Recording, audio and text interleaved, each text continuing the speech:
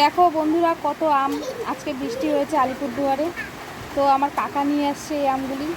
আর আজ আমি মাসির বাড়ি গেছিলাম, তো সেখানে পড়েছিলাম, মা উঠিয়েছে।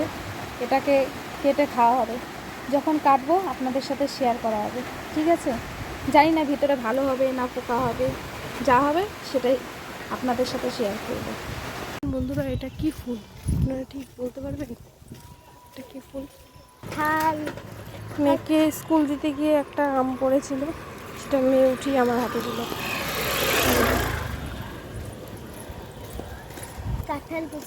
এই যে আমার মা আম কাটছে, কালকে যে আমগুলি পাওয়া হয়েছিল সেগুলি।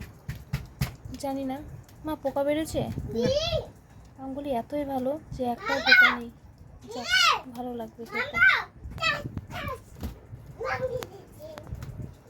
এই যে আমগুলি, আমি শুধু একটা জাস্ট মুখে নিব, দেখি টক না মিষ্টি সেটা।